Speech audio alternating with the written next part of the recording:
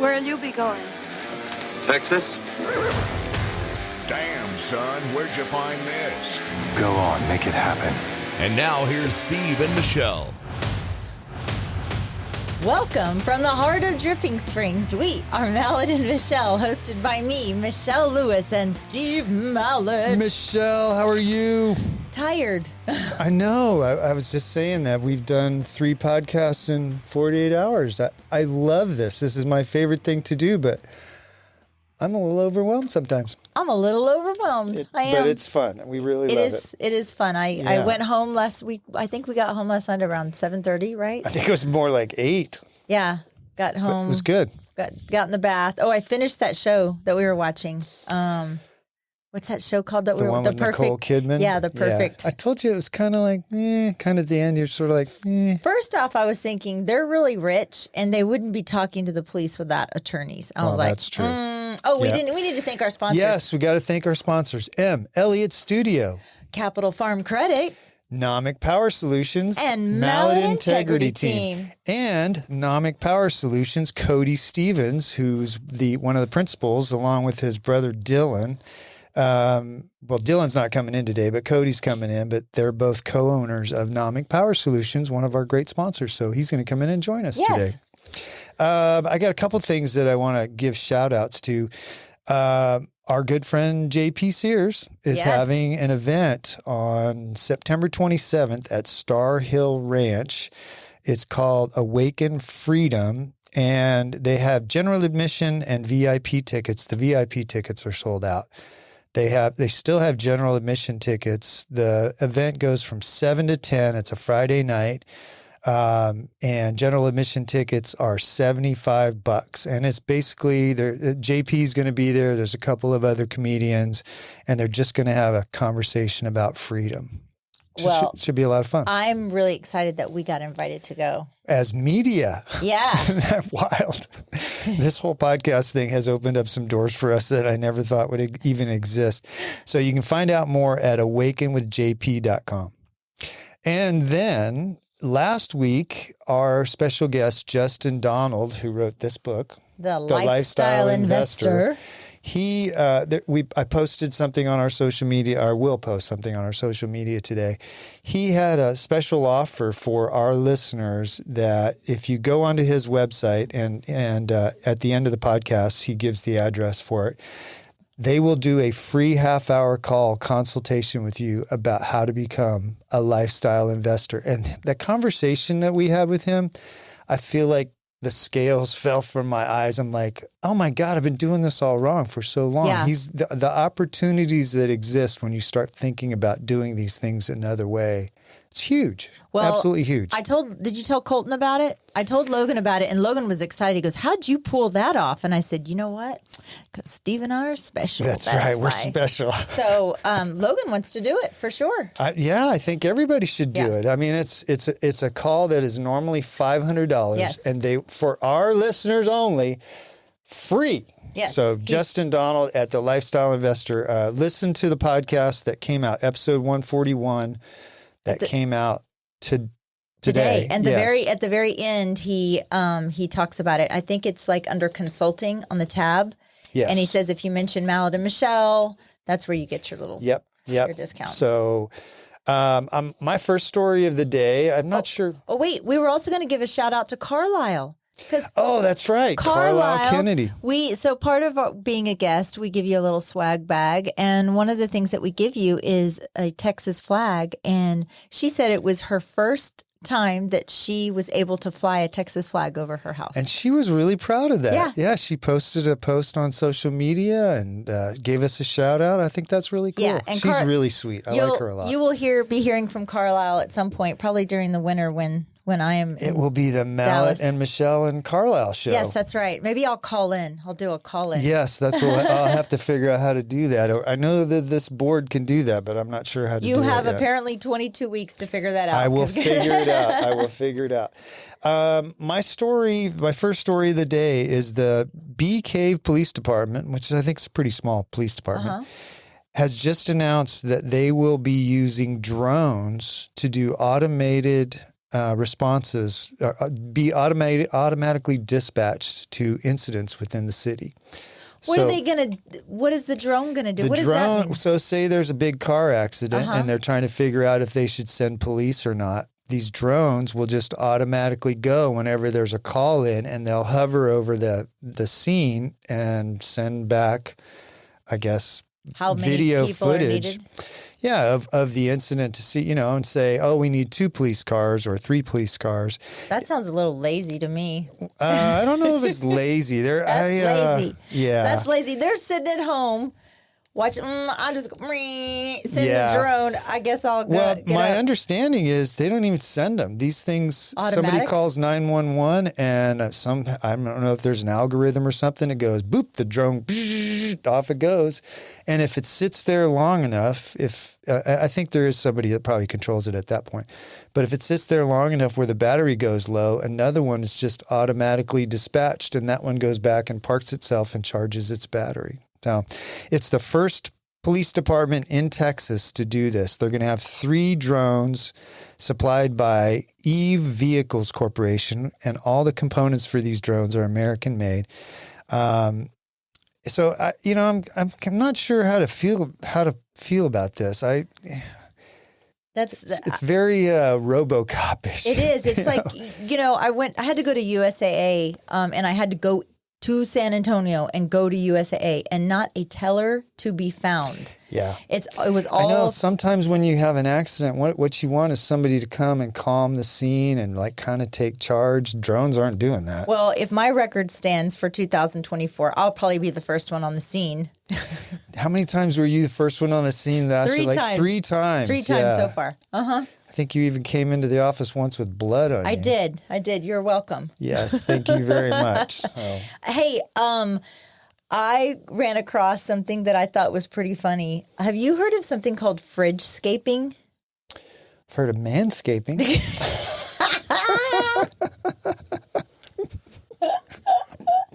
I don't know what it is, but I've heard of it. If you don't know what it is, Steve, you need to figure out what it is. No, what is fridgescaping? I'm not going to pull up manscaping, but it's decorating the inside of your fridge with pictures, frames, and flowers. Yes.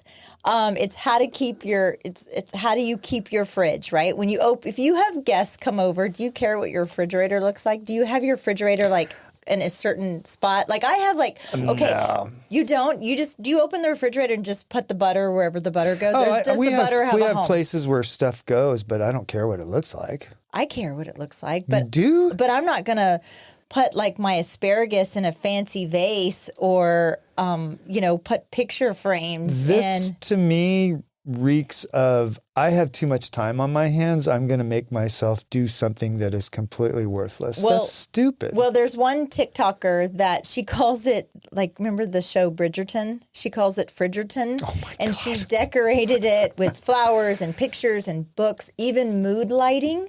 Ridiculous. Yes.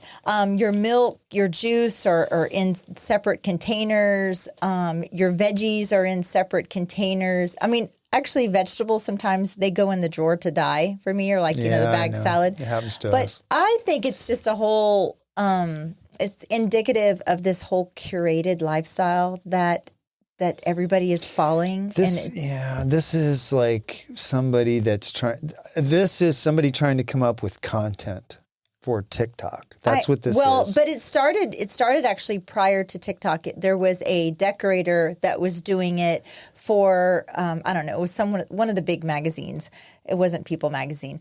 But and I know you're not a real reality TV person, but there was MTV Cribs back in the day, and they would say, "Welcome to my crib," and you'd walk in, and one of the things they would do is they'd look in the refrigerator like what you would have. Oh my But I gosh. think this all started with Kim Kardashian, because Kim Kardashian, her refrigerator was like an OCD like dream. refrigerator. That's a pretty OCD dream right here on the TV. Her refrigerator was not a refrigerator. It was a home within a home refrigerator. gosh. And everything had its place and every place had its thing. And so I think they've just taken it a step up. Yeah, you're right. Probably a lot of this is for social media content. And look at it. It is kind of clever in one sense. It's not very usable space. Where do you stick a pizza box Clever's not in a the mind refrigerator like not this? the word that comes to mind for me for that. That is like, go read a book. Go take a walk around the block. You don't need to decorate. When you said fridgescaping, I thought you meant how you arrange the pictures that your kids bring home from first grade. Pictures of your family on the outside. I never even imagined on the inside. It's the interior, and it's how you organize and decorate the inside of your refrigerator. In this picture, there's a peanut butter and jelly sandwich just sitting there up on the top of the fridge. That's going to be good for about 5 minutes. It is going to be good for about 5 minutes, but it sure does look cute. It sure looks pretty. It sure looks cute. Hey, have you ever watched American Pickers? I have. Wait, one of them, didn't one of them get in trouble or die or something? Frank Fritz, he was the heavier one. Mike Wolf is the skinny guy with the goatee. Frank Fritz, he had health and alcohol problems, and he says he might come back, but it's up to the producers if he's going to come back. But right now it's Mike Wolf, Robbie Wolf, which is Mike's brother, Jersey Dawn, and Danielle Colby. Danielle's been on there for a while too. She's the girl that's all tatted up. So they're coming to Texas, and they've announced that they're looking for places to go look through people's collections, and they're asking people in Texas to submit. And what they're saying is they won't go to flea markets or malls or auction businesses or stores. If you have like a barn on your property and it's full of cool old signs or something and that you kind of collect, but it's not a business for you, they want to come pick through that. So they're asking you if you have something like that, an old collection of motorcycles or cars that you think that would be good for the show, you can email them at americanpickers@cineflix, cineflix.com. Include your name, your phone number, your location, description of the items, and photos of the items, and you might be famous on American Pickers. I think that's kind of cool. I really like that show. I do. I like that show too. But gosh, man, there could be some cool things that they would find here in the Hill Country. Oh, I'm sure they would. Yeah. Hey, Steve, if I were to say the stars at night are big and bright. Deep in the heart of Texas. You failed. The stars at night are big and bright.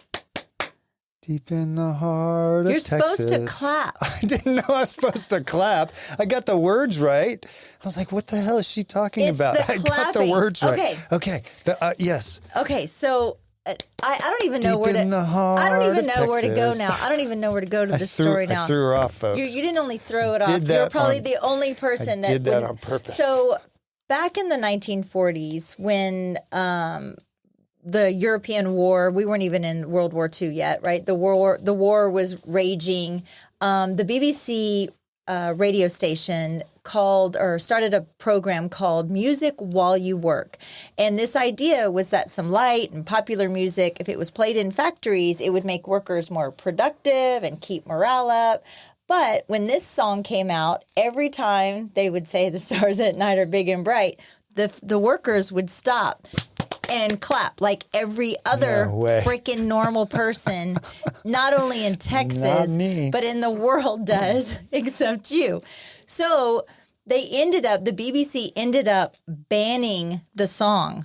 They probably got pushback from the government because, again, they would all stop, and it became the number one song because they would clap. In England, it became the number one song? Yes. It became the number one song everywhere.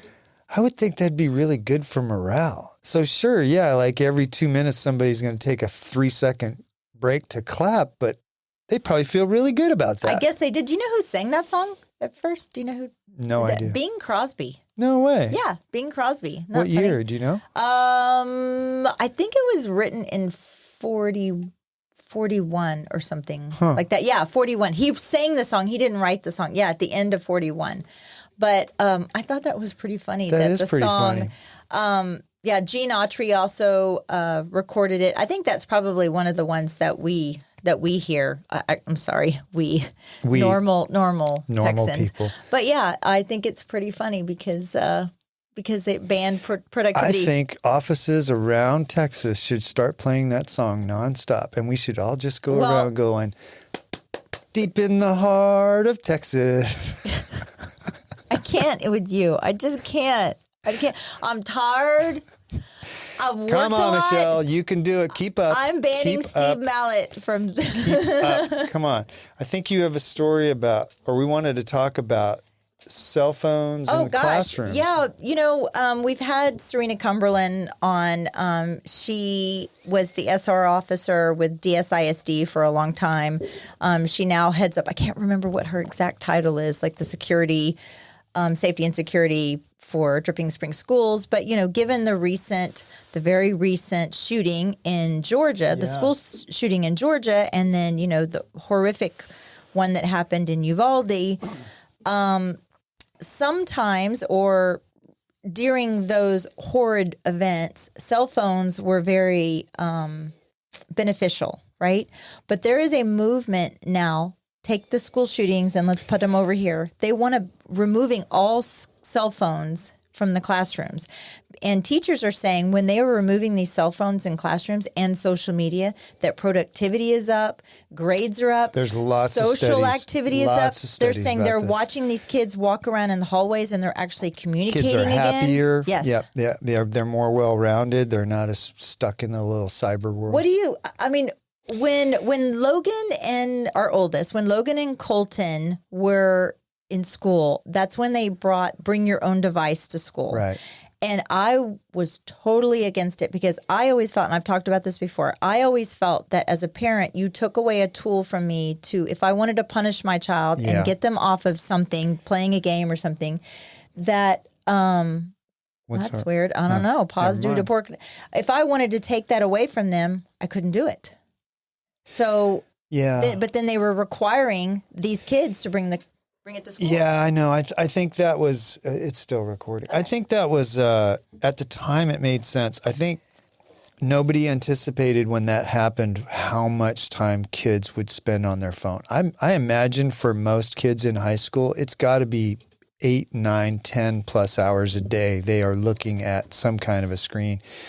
The thing with the school shooting, I'm not sure that if every kid in the school had a cell phone and there was an event and they were all trying to call somebody, I think that creates more chaos than if the administrators and the teachers are saying, hey, I'm in this classroom. I have 30 kids and the shooting is just down the hall. Rather than every kid in that room trying to figure out what they think is the best and safest thing for them. I did hear the same argument. And I think they take more direction, right? If the teacher stands up and goes, okay, kids, everybody back in the back corner, I'm locking the door, we're going to try and stay safe right here, versus all those kids doing their own thing.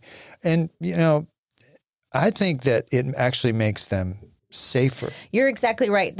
I heard a security expert on the news. He was talking about just that. And he said these children from a very young age, unfortunately, have been taught on how to react to an intruder on campus or some sort of issue on campus. And so there's a protocol that they want these kids to follow for safety. Right. And if the first thing they're doing is picking up mom and saying, hey, I hear that there's a shooting going on, they're not following what they need to be doing. And then mom is driving down to the school while there might be an active shooter on campus.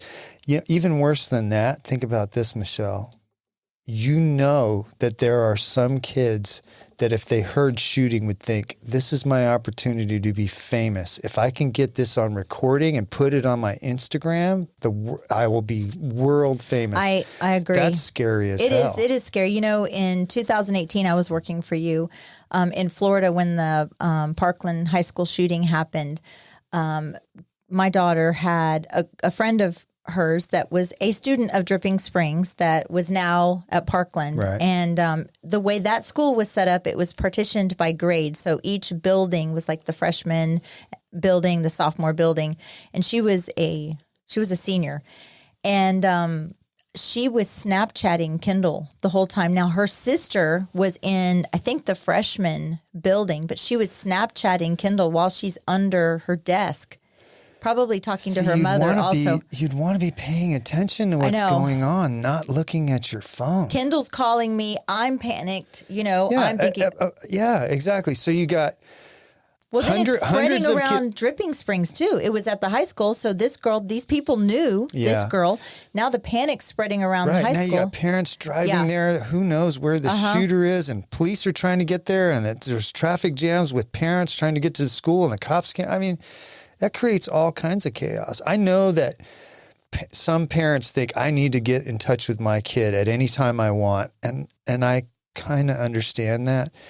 But in the old days, before cell phones, if you wanted to talk to your kid, you called the office and somebody went down and got the kid, but you always knew where the kid was in school. It wasn't like a mystery. I don't know. I applaud the schools for taking on this challenge, because I know there's a lot of parents out there that don't like this, but I do believe it's much better for the kids. I think the kids are going to be better students. They're going to be more well-rounded. They're going to have better connections with their friends, and they're going to have some social skills that they certainly don't have now. Yeah, I do see the pros and cons in both sides of it, and it's unfortunate that we have to think in the realm of a school shooting happening, but we are there. Let's look at the original purpose of school. We're there to learn. I used to tell my kids all the time, "You're not there to make friends. Yeah. You're there to learn." Yeah. And so when they would, mainly Kendall would come to me with some drama that whatever girl she was fighting with at the time, I was like, "I don't care. You're not there to make friends." Well, you're and you don't want to tell your kids this because it sounds callous, but you're. Okay, you know what? That person was mean to you. Guess what? You're going to have some mean people in your life. It's a good skill to learn that how to deal with mean people. I used to say, "Wait a week, you'll be friends again." Yeah, that's right. And kudos to the state of Texas. We're lucky that the state of Texas has taken student safety so seriously in passing this law, where there has to be an armed responder on every campus in the state of Texas. I agree.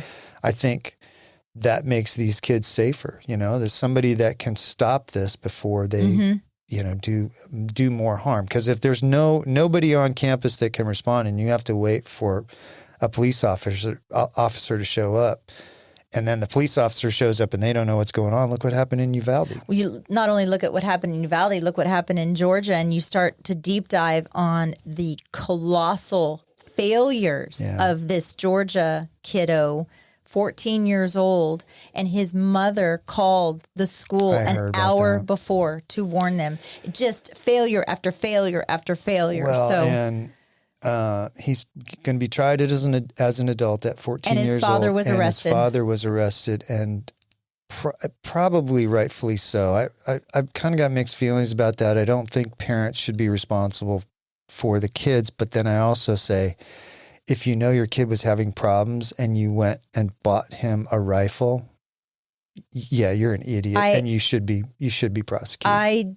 I disagree. I do think that parents should be responsible for when you are at a certain level, right? I mean, if your kid is a colossal F up, that nine times out of 10, I believe that 9 times out of 10, you're failing as a parent. I agree. Unless your child has, some sort of mental illness, which this kid probably did, but mental illness or some on the spectrum. But but sometimes kids get. So the parent is responsible, but the kids get so far out, and the parents have no connection to them anymore that they're really not in charge. We have some friends whose kids are so wild, the parents don't have any control of them anymore. And so, that's, I don't know if the parent should be held responsible, but if the parent throws gasoline on that fire by buying them a firearm or giving them something that helps them to commit these heinous crimes. Yeah. You're right. You can't make a blanket statement like that. And I think you're right. You can't, every situation is unique, and you got to deep dive down it, because there were times, Kendall, where I was like, girl. I mean, she never got in trouble. She was just a smart aleck, and I don't know where she got that from. You said was. True. Is. is. What is she now, 25? 24. 24, yes. 24. Kendall is a smart aleck, but we love you, Kendall. But we love you. We're a little afraid of you. Yeah, both of us are a little afraid of you.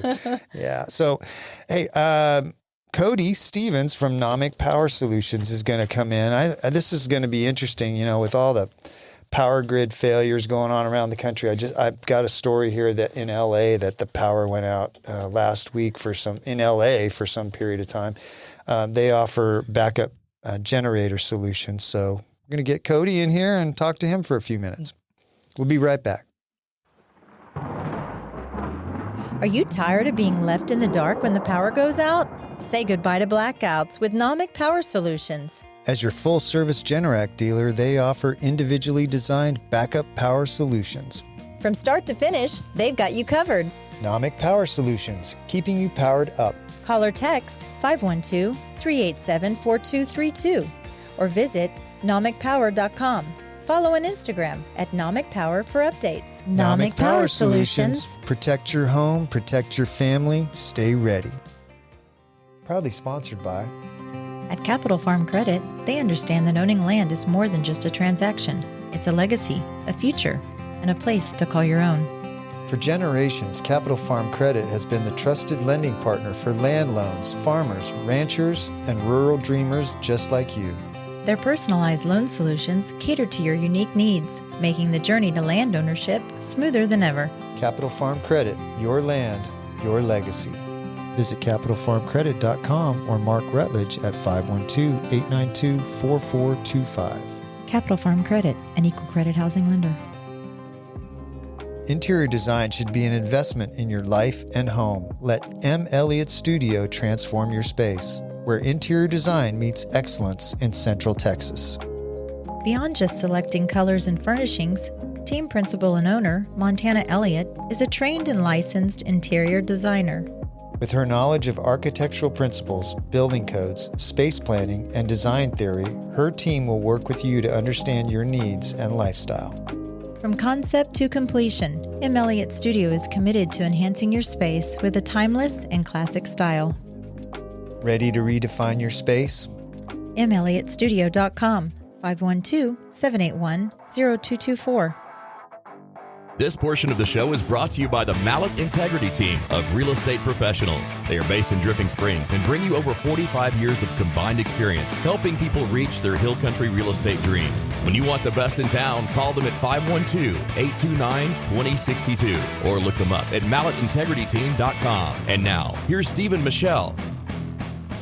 And we're back with Cody Stevens, the co-owner of NOMIC Power Solutions. Welcome to the show, Cody. Thank you. Thanks for having me. Yeah, thanks for being a sponsor, too. We couldn't do the show without you. You've been a sponsor for about 6 months. We're so grateful, and it only took me about 3 months to get the name right. What did we call it? Was NOMIC? NOMIC Power Solutions. No, the first time we did our promos was NOMIC, and he's like, it's great, I love it, but it's NOMIC. That's right, I forgot about that. Tell the story. Pronunciations of that is just off the charts. I can't even count how many different times, but nomadic is like the most. Nomadic. Oh, yeah. And that was my fear. It was like, we have a buddy that does like branding. And so we're like, hey, brand this company, do your thing. And he kept coming back with NOMIC. And we're like, I don't know. Like, it just, for me, it was nomad in my head, like a little gnome on the lawn. or, like that was kind of the initial reaction I had. And my brother really liked it. So I had just, I had been through some branding exercises with other companies, and I just knew that there was rarely ever like that's perfect moment. Yeah. And I was like, all right, let's just do it. It looks cool. Like, we'll figure it out. Your brand, you should put it up on the TV. I thought I had TV. So the name doesn't really mean anything. It's just a cool sounding name that kind of lends itself to backup power generation, right? Wait, I'm going to show right here. This is our cheat sheet. And look. NOMIC. We don't even say. So we'll joke around about making like some video of like a customer calling in and saying it wrong and us trying to correct them multiple times and then just saying, okay, like, it's nomadic or something. You know what? I wouldn't even worry about it. You call us, we're happy. You call us whatever you want. Yeah. So did you grow up in Austin? No, I grew up in Sacramento. California. Oh, okay. But I know he's been here for a long time. Yeah, 2011. 14. 2011. Yeah, I graduated college in 2010 and then moved out here the following spring. So you grew up in California. What brought you here to Texas? So my buddy that was a couple years older in our fraternity had opened up a couple supplement stores out here. And I was working this just horrible sales job. Like the whole day I just avoided working, would sneak off, and just, I had no fulfillment in what I was doing. That sounds like my job. So this was the job in California. Right. Okay. I was selling season pass tickets for a AAA baseball team. Okay. Yeah. The Interesting. Sacramento River Cats. Yeah. The Sacramento River Cats. I never even heard of that. Yeah. I'm going to move your mic a little bit. Okay. And so my buddy had opened up these supplement stores. We were all really into working out in college. And my best friend, who was my age group, had went out and partnered with him on a store in Dallas. And they were getting ready to open up a second store in Dallas. And so I decided, you know what, like they needed a manager for that store. I just packed all my stuff and drove across the country. Wow. Yeah, it's a big change, huh? Yeah. Well, Dallas is not. I know that that is sort of a half step into Texas. Yeah, Dallas isn't really Texas. It kind of is, but it's not. Yeah. So I moved to Austin first for like 7 or 8 months as they were like working through the lease and, you know, getting the space built out, and worked in the Austin stores at that time, which was like my training. And then I moved up to Dallas for maybe 3 years total, and then came back here a couple years later. And then when did you start 5 Star Nutrition? So my two partners, which are those two guys from the original one, his name's Charlie, and then Brian, who's my best friend in college. They had opened up a couple of these stores called NutriShops and ended up converting their stores to a concept called Total Nutrition. Total Nutrition was going to be a kind of franchise model supplement store, which was similar to what NutriShop was, but they had partnered with a contract manufacturer. So in supplements, most supplement labels you look at are made from these varying contract manufacturers where they, you know, you can help make the formula and then they'll blend it, put your label on it. And so very few of these brands have like their own manufacturing facilities. I was going to say, are most of these supplement companies the same supplement, but they just put their own branding on it, or do they tweak it just a little bit? It's more of them tweaking it. There can be white labeling, which is a set formula that you just throw your label on. Mm-hmm. But that's more like if you're buying something on Amazon, that's just like a no-name brand, like that might be what you're getting. But the partnership with the contract manufacturer was going to be, you know, kind of manufacturing and franchise all in one, removing all the brand middleman for the franchise. So you would be able to, in theory, sell very, you know, aggressively priced products that were designed for the franchise store owners and customers, and have a really high margin, you know, business on the franchise side. So franchisees benefit, manufacturing gets baked in, you know, volume and production.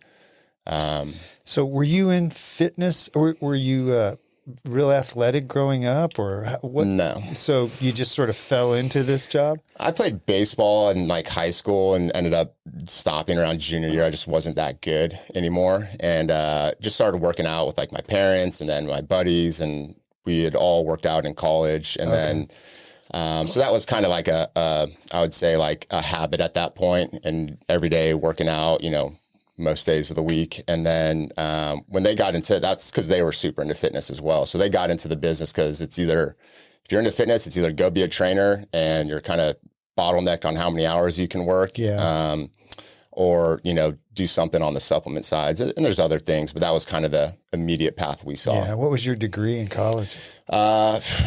Business administration. Oh, well, that's smart. There was like a marketing component to it. Yeah. Well, that's smart. Yeah. And then, so you did the 5 Star Nutrition thing, and then you got out of that and started NOMIC Power Solutions, right?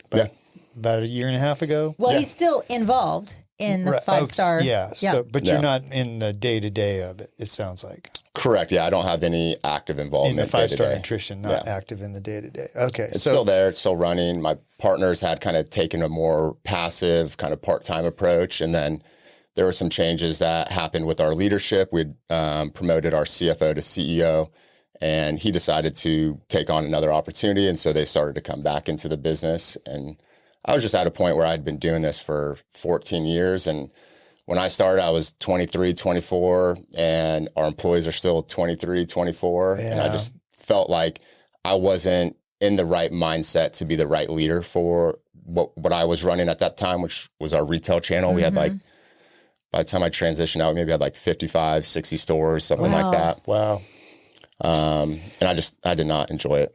Oh, really? You were burned out on it? I was burnt out and just, I don't know, I didn't resonate with the younger demographic as much as some people that were great leaders in our company and had been prepared to take on more and were ready to take on more. That was smart of you, though. I mean, for you to realize that and just to step away for the sake of the business, not necessarily for you. And it's like, okay, I'm ready. When you say you didn't resonate, was that a lot of people say that the younger kids now, they're not hardworking. You got to treat them with kids' gloves. Was it that, or was it something else? It was kind of that, but I feel like some of that is like a coming of age. Like that's what every generation says. Yeah. And so I noticed there was maybe my perception was there's a greater percentage of the younger ones than when I was that age that weren't willing to do what it took to gain the skills to be successful.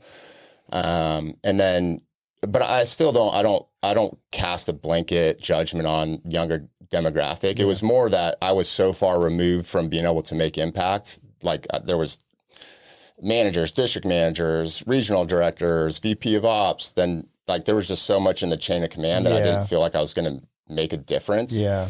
And so, so you leave that, even though it's still going. And then did you and Dylan have the idea for NOMIC already? Or was this you like, hey, I'm going to go do something different. And the two of you sat down and started brainstorming about what that was going to be? So the idea came about a year prior. We were on Lake LBJ and like we did this like kind of lake trip every year. And my dad was in solar. And so he had been in plumbing his whole life and then got into solar. And, you know, at this lake trip, he's like, guys, like this company I'm working for, he was running like their install team. This company I'm working for is like, we can't do anything right. And we just can't find a way to not make money. And I'm like, well, that sounds pretty good. Yeah. You know, like that's what a good model for a business. Printing business sounds good. And as he explained it more, I started to realize it was really kind of a sales and marketing and a construction company in one. You got to go sell the solar jobs and then you got to install them properly. And my brother's background is in construction and our retail stores had a very heavy kind of sales and marketing component to it. And so we started to think about it. We went to some conferences for like some different solar conferences we found. And you know, when I'm there with my sales lens, I'm like, these guys suck at sales. Like they're very pushy, very like they're just in it for the quick cash. And that comes off to most customers. Right. And then on the construction side, it was just a disaster. Like these were not construction people that knew how to work a process to get a job completed with high standards and high quality outcomes. And so I was like, dude, we can do this. Like it might not, we know nothing about this, but we'll figure it out. And so we decided to go forward with that. And as we were kind of preparing to launch the business, I was transitioning out, he was transitioning out. We had talked to people and telling them what we were getting ready to do. And everybody's like, man, like that'd be so great to have solar and batteries for when the power's lost. And we're like, like the batteries was such an important component of why people even would consider solar. And it made sense for being here in Austin with the outages we had that, you know, really were kind of unprecedented. What year was this? When we started so we launched last year. So this would have been in 2022.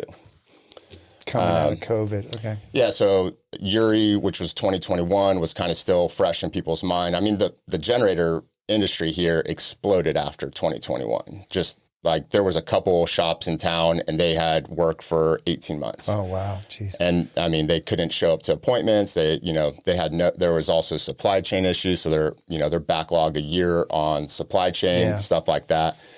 And so as we're just talking to these people, it's like, man, like this is a, you know, pretty like strong feeling of homeowners, like they want to have backup power, especially in this area. I think. But you were still thinking about solar. But so at some point, So Uri happened, and then you guys went, whoa, hey, we're looking at solar, but there's this other opportunity.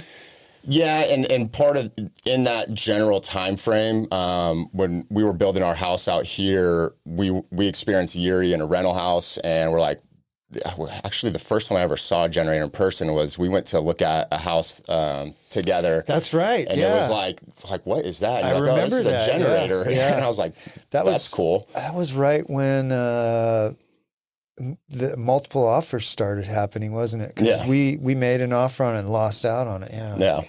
Anyway, so sorry, go ahead. So we had kind of become aware of generators. So I knew what the product offering was. And when we were building our house, I tried to get one added to our house. And the process to get that done, like we're building a house, it's like we can set everything up during construction for a very simple, seamless generator install.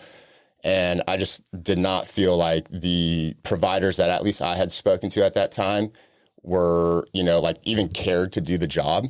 And going back in hindsight, like, they had more business than they could have even chewed off. So makes sense. But in the back of my head, like having owned a business, you get this kind of cocky, like, I could do that better. Like this business can do this differently. Like, why aren't they doing that?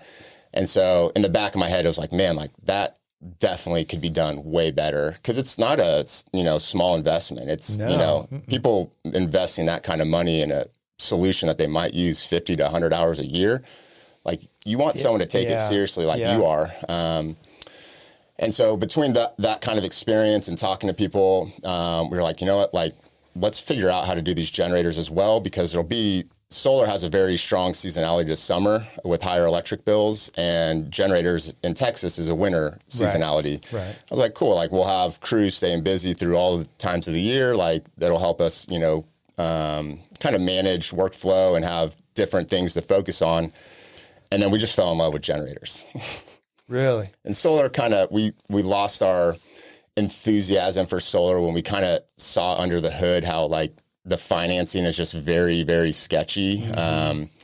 The only way solar really makes sense in my mind is from like an investment standpoint. If you put solar on your home and you're okay with the look of that, your energy bill should be lower after the fact and be less than your combined energy bill and financing note. Right. If you can save $50 a month and have solar that will save you more over time, that's a win-win. Yeah. But the financing, like there's dealer fees that are up to like 30%. So homeowners are paying 30% more than they should for the project just to get an average financing rate. And then as we're kind of nose down figuring out this generator thing, we just saw the interest rates skyrocket. That equation blew way out of proportion. And I mean, what you're seeing today in that industry is the biggest, solar manufacturers are going out of business right and left. Yeah, we discovered, we had a house in Sunset Canyon that we sold, and it had solar panels on it that were about 8 years old. And we discovered that not only did it not increase the value of the house, it actually decreased the value because the inspection showed that the roof had to be replaced. And people don't think about this, but if you have solar panels, the solar panel company has to come and you pay them to remove the solar panels so that your new $25,000 roof can be installed. And then the solar company has to reinstall, all of which costs, I think it was like $12,000 to remove them and reinstall them. Yeah. If they don't plus damage the cost of the roof. So, the economics of solar panels, it's not just hey, I'm going to save $200 a month on my electric bill and I'll be able to pay for this over time. There's some other things to think about too. If anybody says, oh, that'll add value to your home, it absolutely is not true. Well, that's what I wanted to know also is but a generator will. The advantages no, seriously, it will. Of generators over solar. People I know in California, they push solar. They give them kickbacks and whatever else. But I mean, when it comes down to it, what are the benefits of a generator versus a solar? So I get to ask that question a lot, and I like to just keep it super simple and we can dig in. But with solar, think of that as energy savings. Like if you can have your solar bill be less than your energy bill, and that's something you want to save 20, 50, 100, $200, depends on what your solution is. You're financing at 30%. Well, it's a 30% like dealer fee. So like if it's a $50,000 job, you're paying an extra $15,000 immediately to the financing company. And then they're making their APR, which, we're not. But you're saving $30 a month in your electricity. So it felt like everybody's trying to take their quick cash in that industry. And I'm sure there's great solar companies doing it well out there, but I didn't see a lot of those. You know, in Houston, when Houston had that big storm that hit a couple of months ago, the one thing that I was seeing about generators that people weren't, I guess, understanding is that it has a 500-hour, quote, give or take, lifespan before it has to be serviced, right? But these people in Houston were running these generators 10 days straight and running their whole entire house on it, just like it was just, you know, a normal Wednesday. And they were bagging on the generators. And it wasn't the generators, it was the users, right? Can you kind of dive into that a little bit? Yeah, and to finish up your last question, solar's energy savings generators, when you want power and the grid goes down, you have power. Yeah. And so to be fair, there's a lot of terrible generator installers out there as well. And so I view that problem as a lack of the dealer, or, you know, whether it's a Generac dealer or Kohler, like the dealer educating the homeowner enough to know their responsibility on equipment on their home. Just like your HVAC company, if you don't have it serviced ever, you're going to have problems pretty quickly. It's going to fail, yeah. And so there's an education component that's really important when you get a generator. And it's not 500 hours, it's actually less, it's 200 hours. And so what we do to try to address that potential problem, and, you know, 200 hours is, you know, that's a pretty serious year on a generator. So it's either once a year or 200 hours is when you should get the maintenance. Because it turns on, don't they turn on like once a week or something like that just to test? And so it needs, within the 200 or after the 200 hours, it needs oil or something. The servicing is... Yeah, it's like a vehicle that it's going to need an oil change. Okay. And if you don't drive a vehicle for 10 years, you should probably still change the oil in it before you start driving it again, right? And so same thing with a generator. There's annual or an hours threshold, which you should do a maintenance. We do maintenances, but there's going to be a time that comes when we have so many generators running that our team that's doing maintenance regularly is not able to get to 500, 1,000, 10,000 customers who have generators running and hit 200 hours, like the Houston scenario you're talking about.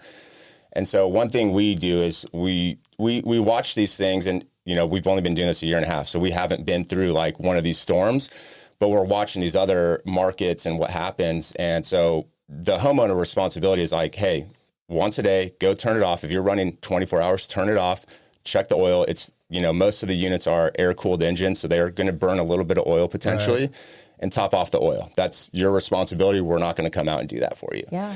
And so we'll give them a quart of oil, and then we'll say, hey, you know, there's, you know, can be two different types of customers. I'll paint the extreme. One is a guy that is probably going to do the maintenance himself, but doesn't want to and has us do it, but is capable of doing it. And then there's another person that may actually require us to do that maintenance. So in the person that's capable and competent in doing that, we'll say, hey, there may be a scenario where your, you know, unit needs a quick oil change. And if you want to have an oil change on hand in case we have so much to do that we can't get to in the time that matters, that will help us open up bandwidth for Lucy, who's is in elderly, a wheelchair, and you know, there's no way she's going to be able to do that. Yeah. We would prefer in that scenario to have some grace with us and let us get to Lucy and just change the oil real quick. There's other things we'll come out and do next month or whenever we're, you know, caught up. We'll change the spark plugs, do a real kind of full maintenance on it. But like, if you just change the oil in the filter, you'll be good for another 10 days. Yeah. Do most of them run on propane? Or natural gas, yeah. The same unit is configured to either. Okay. So in city, you know, in Austin, it's a lot of natural gas. Out here, it's a lot of propane. Okay. What's the process? So somebody gets concerned about having power all the time, and they call you guys up. What's the process? What's the step one through they have a generator that works? Yeah. First one would be getting an estimate. So we'll come out. Right now, it's just me doing estimates. So I will come out and we ask a lot of questions. Like, our ultimate goal is, if you decide to go with a solution, it's got to meet your needs. And if we need to adjust that solution based on a budget, then we can address that from there. But I want to design the solution that meets your needs. Right. And so really it's, you know, the simplest way to put it is, how do you want your home to function during a power outage, knowing that this is kind of an emergency situation? So, you know, we can do as if nothing happened, but it might be more practical to do go without the oven and dryer for a couple days. Right. Cook on the gas cooktop. Don't fire up the double oven and convection setting. Yeah. And, Yeah. So keep the fridge running and the heat and just the basic. Don't turn the hot tub on. Yeah. Turn the hot tub on. I mean, most people really want three things. They want to stay warm or stay cool. They want to be able to use lights, TV, internet, things to just be comfortable at home and either continue to work or pass the time leisurely. And then, and that might be fridges, hot water, stuff like that. And then they want to prevent any kind of costly repairs. So pool equipment, well pumps, stuff like that. Okay. So those three things, if we can get that into the solution, most people are like fired up. And that's determined by the size of the generator. That will determine the size of the generator when we pair it with what does that mechanical requirement drive in a generator size. So one HVAC unit that has gas furnaces will be less than a heat pump system that's electric heat, and then 3 or 4 HVAC systems will drive up that size. So you sort of take an inventory of the house and figure out what the power needs are and then design the system. Yep. So it's homeowners' desired outcomes, very layman's terms. Like we don't have to get technical, just how do you want the home to live? And then I'll go outside and look at the home's electrical requirements and the demand and take measurements, and then I'll give them an estimate. And I always tell people like, this is let me rephrase this. Most people look at something that's in this kind of a home appliance category and think plug and play. Like a fridge, you pull it out, you put it in, you might have to do some molding, or a dishwasher or a dryer. It's stuff that shows up and gets plugged in for the most part. Right. This is not that. I know. This has electrical and gas requirements that, are far beyond any kind of standard appliance. And so when I give them the estimate, there's usually hey, I see the unit is $6,000. Why is the install about the same or a little bit more? And it's like, then I get to educate them like, well, this is what we're doing. And this is the process we go through with City of Austin to be able to do this work. And here's all the, got to get permits. Yeah. Make sure they understand like the scope of work of what we're doing and how serious some components of it are.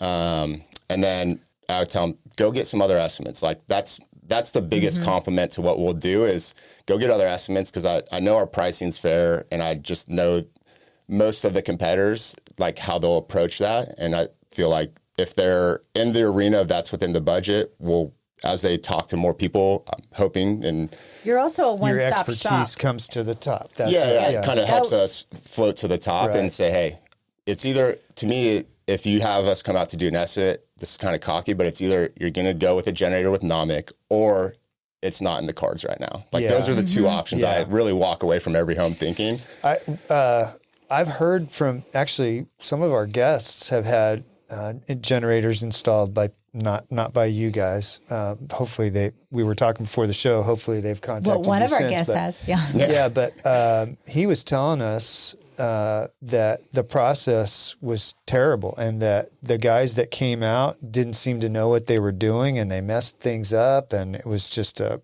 was like Keystone Cops. They were just falling all over each other, and he didn't have confidence that they knew what they were doing. So I imagine if those guys are $1,000 less than you guys, but I've met you and you have all this confidence and you know what's going on and you lay out this plan, I'm going to hire you because I know you'll do it right. Yeah, but also I know that because we had somebody come out and quote us. This was like 2 years ago, and one of the things that they were telling us was because it's natural gas, it was our responsibility to get the natural gas to the unit to where we were wanting it to go. So he may be $1,000 more, right? But we're still having to hire somebody outside to do all of that. Do you handle all that? The plumbing, electrical, and all that? We do everything start to finish. The electrical we do in-house, the gas we do not, but we have subcontractors or propane providers that we work with in kind of regional areas around Austin.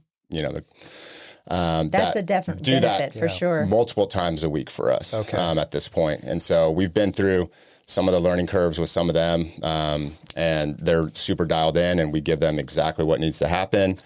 And that to kind of back up, like we designed this to like as a homeowner. Like I'm a homeowner. I'm not an electrician. Right. I'm a homeowner that went through this process as well. And I ended up getting a generator like before we started our company. It was a disaster as well.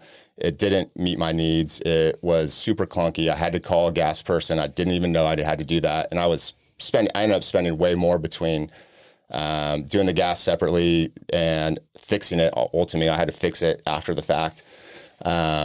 And so we designed this to be like, what would the average homeowner want this process to be like? Now, there is homeowners that want to use their uncle who can do gas and, you know, have us just do this very narrow scope of work. And we just say, hey, like, that's not what we do. Like, we have gone through that learning curve with, you know, not Uncle Jake or something, but like we've gone through that with a plumber. Like, we're not going to educate Jake and fix his mistakes and be on the hook. Cause like, this is your system, but we feel a sense of responsibility to its functionality. Yeah, for sure. What do you say to clients that say, okay, what's the difference between an in-house and I just going to get a generator over at Costco, a gas generator? It's really kind of the experience that they want to have. So there's ways to make portable generators that you can get on Amazon or Costco. You can get Generacs at Costco as well. They'll just put you with a dealer similar to us, but not us. And you can make those work for your home, but there's going to be kind of refueling. Yeah, there's going to be a manual component. If you're gone, your home's not protected. And so there's definitely an offering for that. And there's a savings, you know, that can come with wanting to go with that offering and being willing. And, you know, it's usually a younger demographic that's a little bit more, you know, conscious about the investment size. And that'll work great. Like there's ways to kind of make those systems accomplish the same needs we're accomplishing. There's bigger units in what we offer, but you know, for someone looking for the essentials, there's a way to make something like that work. What's a range of costs that you've seen for the installs that you've done?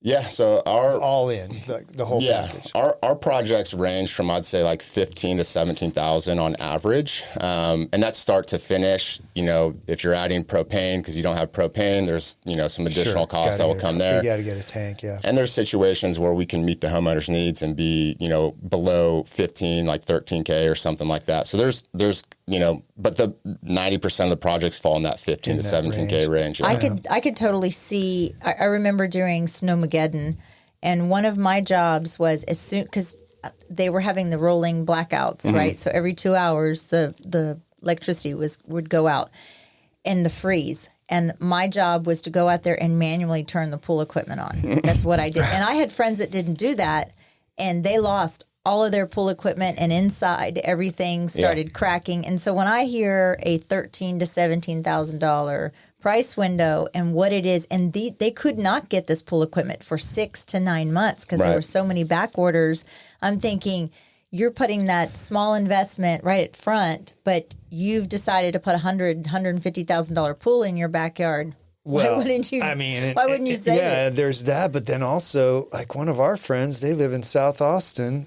She didn't have during Snowmageddon. She didn't have electricity for a week. She said it got down to 38 degrees in her bathroom inside her house. I mean, I don't want to be that cold inside my house. No. So I mean that right there. I mean that's almost if you're elderly and you're not getting around very well, that's life threatening. Yeah.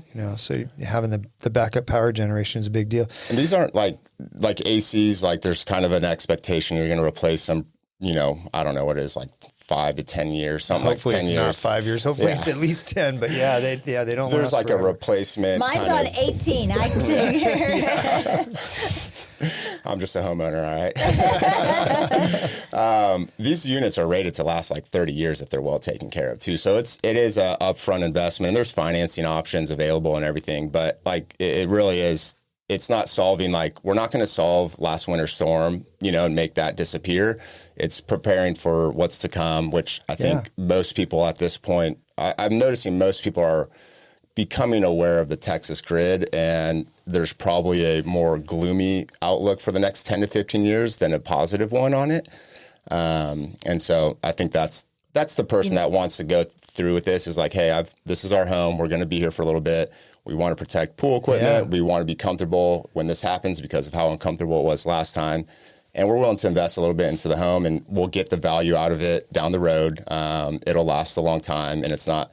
Yeah. You know, there's a lot of benefits. I think a lot of people in Texas are thinking only about like when we have a snowmageddon and the power goes out because of freeze. But like I've got a story right here from the Wall Street Journal from yesterday that in LA, this would have been Sunday night, 70,000 utility customers lost power because it got so hot that the grid could not keep up. So in Napa, they do rolling blackouts all the time up there. That's my in-laws. They, it's one of the most technologically advanced, supposedly states in the country, and they're having to do rolling blackouts. And not on the grid. I'll tell you, their grid is I have a stupid fragile. question alert. Okay, so I'm going to ask a totally stupid question. So when people, I guess you'll associate generators with like preppers or homesteaders or something like that, and it really kind of isn't. But people say, anymore. If everything goes down, if I have nothing, at least I can power my house. If it's run by natural gas, aside from the propane aspect, if it's run by natural gas, is there not like a master switch where they can turn your natural gas off?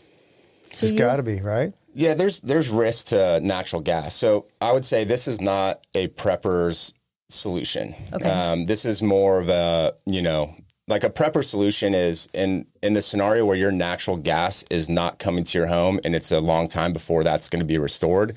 I'm thinking, some kind of terrorist attack, probably not like bombs dropping, but maybe more of like a digital attack on our grid. And let's say there's 4 weeks without power. Like the country is going to go insane in that period of time. It's going to get wild. And this is not going to be the solution that a prepper. Well, yeah, because you don't want to be the only house on the block with AC in August. The preppers have a map, and they're off the, they're totally digitally removed, and they have a place they're going. That's I don't know, a bunker or something. And it's got a 1,000-gallon propane tank. Dedicated. We had in one of our earliest episodes, we had Brandon Lopez on, who works for Austin Energy, and he was telling us that during Snowmageddon, we got within 6 minutes, I think it was, of the entire Texas grid collapsing. Yep.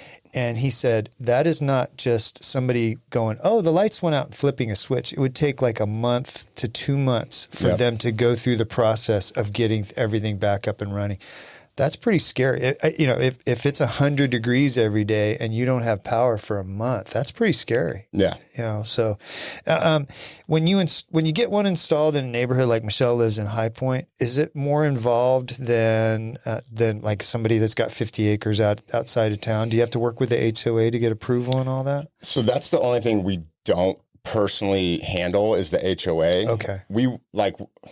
I say that we will do as much as we can, minus sending the email to your HOA contact, you'll do the letter, or submitting the forms. Like we've filled out forms for people, like of stuff they need from us. We provide site plans. Like we do all the stuff that like makes it an easy process. But you just have to push the button. Yeah, in HOAs, there's sometimes a lack of common sense. Not that City of Austin doesn't have that as well, but sometimes there's an emotional component that we choose to remove ourselves from. But if you have an HOA, it's usually pretty easy at this point to get that through, and we know what they want, and we take pictures for that and mark them up or put site plans together for it. I think the state of Texas, I meant to look this up, but didn't they pass a law? Because HOAs for a while there were saying you couldn't have solar panels on your roof. And then there was a law passed that saying you can't do that. People can have solar panels on their roofs. And so I would see the same aspect with the generator. I'm sure that the HOA can't deny that you get backup power. They were doing that in High Point. Have you had some customers where the HOA said, no, you can't do that? They can't deny it. You're right. There's some kind of thing that passed primarily for solar, but kind of loops in things like this, like generators.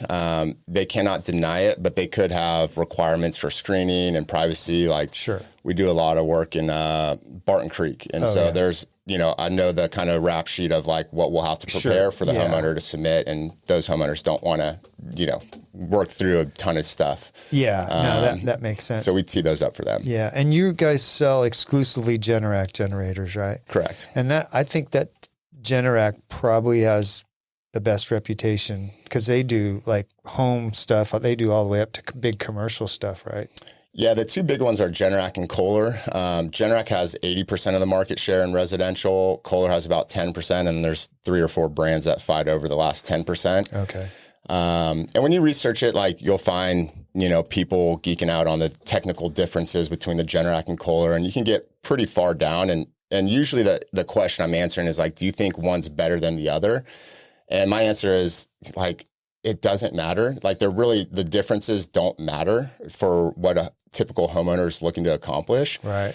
And I'm not going to stand on a stage as Generac's technical expert and debate, Kohler's technical expert. But like at the end of the day, what you're looking for is a dealer that's going to take care of it if there is issues.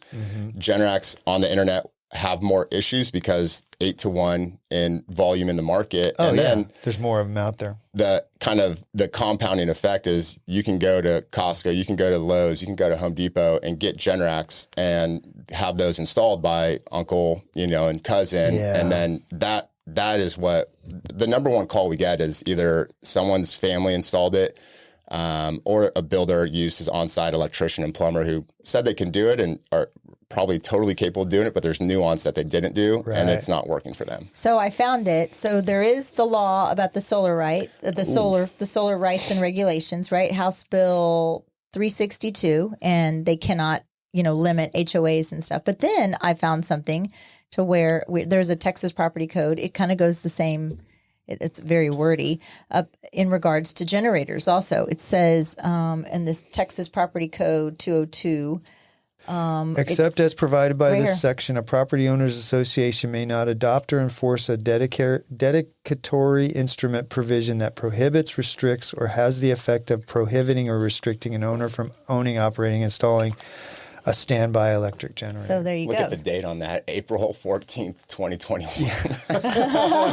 2 months after. Right. They're like, please. Like the ice had barely melted. They're like, all right, we're letting these people get generators. For sure. Hey, Cody, let's circle back a little bit to you being here in Austin, and tell me about how you met your wife, Crosby. I met her in Dallas, actually.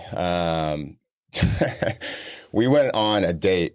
She had a boyfriend at the time. I had a girlfriend at the time, and my buddy had a girlfriend at the time. We went on a date. My girlfriend somehow never showed up.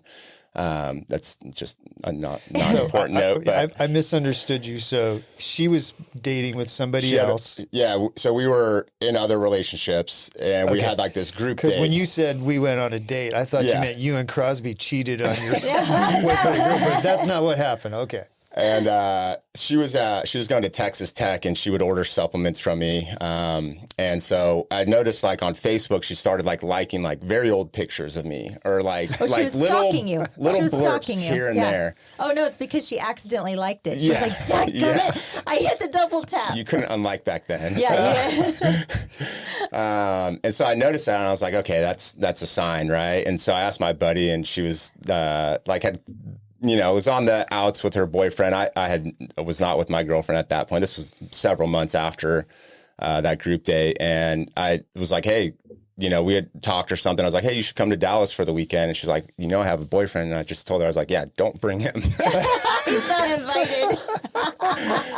That's awesome. They ended up breaking up, and we ended up coming to Austin. Her folks live here. So that's great. Yeah. She's cool. She's really cool. How many children do you have? 3. 3. So how do you think your children's upbringing is different from yours back in California? It's pretty different. I think I wouldn't say it's versus California. I just think the times now, there's a lot more education. They eat like perfect food. Like I ate disgusting processed foods, and so they're super healthy. They're homeschooled. So that's a big difference from I went to public school. What was the reason to choose homeschooling? So our oldest was going into kindergarten, the summer of 2020 or, that time frame. And we had kind of heard that there was all these mask mandates for the kids. Mm-hmm. And we were just that's probably pretty stressful for a teacher to go into a school year, and we can't get our kids to do anything. I don't know how a teacher is going to get a class of 20 kids to wear masks all day. And there was shields and stuff we were hearing about, and it's kindergarten. It's let's just, keep her home for the year. And it just snowballed into every year. It's like, all right, like we're able to do it another year. What has surprised you most about homeschooling? I think like the community aspect is really impressive. They do, what's it called? CC. It's like it's more than just homeschooling. Yeah. Back in the day when I thought, I think I want to homeschool my kids. And I did that for like 6 weeks. And I was like, screw you kids, go back to, but there's such more of a community now where people are helping you. It used to be, you were on your own. And actually still some people think that it's, homeschooling, basically the hours that they would have been at a public school, they're going to sit at home in a room and you're going to teach them. But it's not like that. There's all these different components, groups. And then they go out and socialize and they do studies together. And so you're plugged into some of those? Yeah, they do a program called Classical Conversations. They just refer to it as CC. So that's, I'm like, what does that mean? You need to go back to homeschool. Yeah. And so like that CC group here in Dripping Springs is like 80 kids or something. Wow. It's really cool. And then, so they're going on field trips with these kids. So they have that community and that kind of repetition with the same kids. And then the time that they actually spend on school blows me away. It's like an hour and a half, maybe on most days. Yeah. And they're all up to speed on, the curriculum, at least the curriculum they're following. I don't know if it's public school, based, but it's probably more rigorous than what they're getting at public school. Well, it's more universally accepted now. Texas is a very homeschool friendly state, but I also feel like you mentioned the socialization, and that was like the biggest pushback. Oh, your kids are going to be so sheltered, and now they're so actively involved with other kids. And maybe Crosby, she's not good at when it comes down the line to calculus, but another parent is really good at that and can step in and teach and those. Crosby's good at English, and then she's good at anything she puts her mind to. Yeah, I bet she is. Yeah. How old are the girls now? 9, 7, and 5. Yeah, that's a busy household. Do you have any plans at some point to go to public school when they hit middle school, high school, or just this is? I don't know. Like we're kind of going until we can't. And I say we with my wife. Yes. So she stays home, and I mean, they've found like a really good rhythm, really good groove. Like they have their routines, and it's all working. So there may be a point where something different is a better option for them, and we'll cross that bridge when we get there. Kudos to you guys for doing that and putting your family first and just really kind of paying attention to the signs. And I can't even imagine being in your position during COVID, and you have the most precious thing that you have on the face of this planet, and you're like, oh sure, I'm gonna put him like a little caged animal and dress him up in a mask. A bad time. I think we've already kind of forgotten how bad that time was. Your kids are probably so much more well-adjusted right now because they weren't exposed to that restrictive environment, and probably doing better school-wise. Because some of those kids that went through that whole thing with the lockdowns and the masks at school got really far behind. Well, yeah, and we were talking about the socialization. It's like, maybe sometimes the socialization at school is kind of a bad thing. We were talking about no cell phones at school. And can you imagine also just the constant distractions that are going on right now? It's like, are your girls asking about cell phones yet? They ask about it, but like they're so far removed from like any kind of technology. Like the oldest is 9. She rarely gets a tablet. Like she does a little bit of school, like on like a tablet for a little bit, and then there's no like tablet time in our house. Like we just don't do that. And I mean, they'll sneak them and like, like mess around. But when we go on planes, like it's, there's a need for a tablet at that point. A tablet and a Benadryl. So I saw in your bio, Cody, that you said you're not a real big fan of social media. So I think you and I have that in common. Do you get on Instagram or you do any of that? I have an Instagram. I logged out and deleted the app 5 years ago, maybe. Really? Yeah. And I do you get on Facebook? I do a little bit of Facebook. There's like some Facebook groups that it's all kind of like Generac or software we use that like hearing from other people's experience with them and tips and tricks is helpful. Yeah. That's what social media is so great for, right? It's just sharing that kind of cross sharing of information. and what's out there. I do see that. Yeah. Unfortunately, when you go look for that kind of stuff, you also have to see all the other crap that's on there. But so do you have somebody that handles your social media? So my wife was doing it for a little while.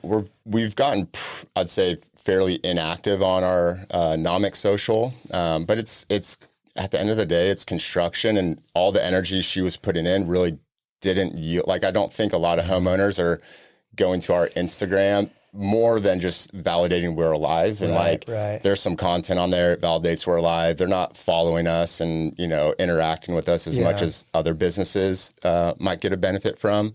I do a little bit of LinkedIn. I think LinkedIn's helpful. I like to post about NOMIC and just from Are you getting some business from that? I wouldn't say I'm trying to gain business from LinkedIn. It's more of just I'll go find, generator technicians in Austin, and I'll connect with them and then have them just kind of slowly dripping in their mind like who we are and what we do. And, hopefully over time it yields we're getting talent from kind of some awareness about who we are in town. It is unfortunately the way of the world nowadays with marketing. It's not like, you're getting the yellow pages delivered at your doorstep anymore, and everybody's name starts with A, so that you can be the first in line. That's right. I do have a guilty pleasure on social media. It's called Nextdoor. It is fantastic. That's like watching car crash videos on YouTube. Oh, it's amazing. I love it. Okay, and you know what's funny is, as active as I am on social media, I had to get off of Nextdoor. Oh yeah, I had to get off of it. I can spend 10 minutes on Nextdoor. It's like the Reddit. Do you ever get on Reddit? No. See, if you go down the Reddit the rabbit hole, and it's your age group too. It's like you get down to subreddits, and you could really start getting deep dive. It's like Nextdoor on next level. Yeah. That's probably good not for me to expose probably myself not good. to that. Yeah, don't expose yourself to I that. like the localness of Nextdoor, knowing some of these people are in our Your neighborhood. actual neighbors.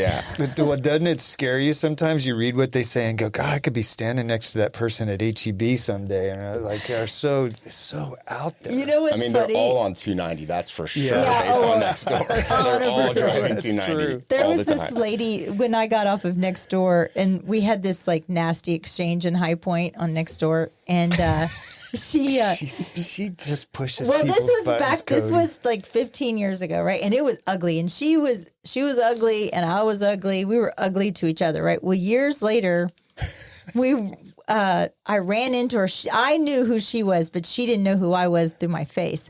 And she goes, "Do you live next to that Michelle Lewis?" And I go, "I am Michelle Lewis." And her face, I was like, "Oh, this is I could have called it as click." It was What did beautiful. you say? It was a couple weeks ago. You said something like somebody went on a rant on the neighbors' Oh, I page. said, "You sound fun." Yeah. I got booted off of that page. Did you? Were you commenting?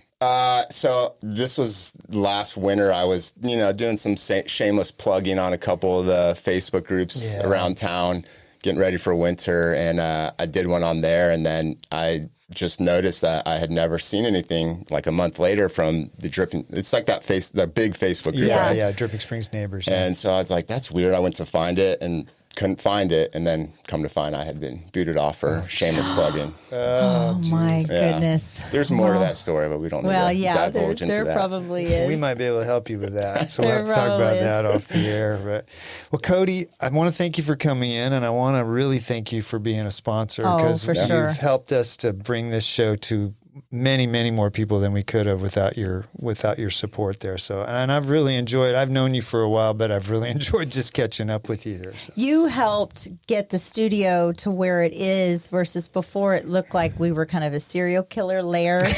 And now we just have this. Yeah. It was pretty awful. It was bad. We really do appreciate you believing in us and sponsoring us, and I am sorry that I butchered your name for so long. Keep doing it. It's more fun. Okay, I'm going gonna to do it. The more they talk about you, right? The more If they ain't talking about you, they ain't talking about you, right? So, there you go. And I just want to wish you the best of luck with your business. It sounds like it's going really well. And how do appreciate it. people get a hold of you? They can just go to nomicpower.com. Which is, how do you spell it? NOMIC. So Nomic. Power.com. Yeah. You got a great website. So Appreciate and it. the phone number 512-387-4232. So and does that go to your cell number? Right now it does, yeah. So. So everybody, Cody's cell phone number is 512-387-4232. Send him some nasty texts. Yeah. Well, Cody, thanks again for coming on. Yeah, no, I love the show. I think I told you that like when I first started, I ran into y'all at the barbecue spot. Pigpen, yeah. Yep. And I was like, I had listened to an episode when you first started, and I just started binging episodes. Like the monologue is my favorite. Like it was like oh, good. catching up on all the little things that happen in Dripping Springs. So you guys do a great job and enjoy the podcast Well, as well. thank you. Yeah. And thanks for coming in. And I Appreciate really am it. that mean in person. Yes, she is. Ready to turn your land dreams into reality? Look no further than Capital Farm Credit. Need a loan for your perfect piece of land? Capital Farm Credit is there for you.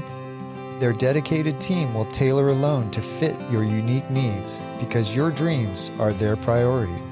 Capital Farm Credit, your land, your legacy.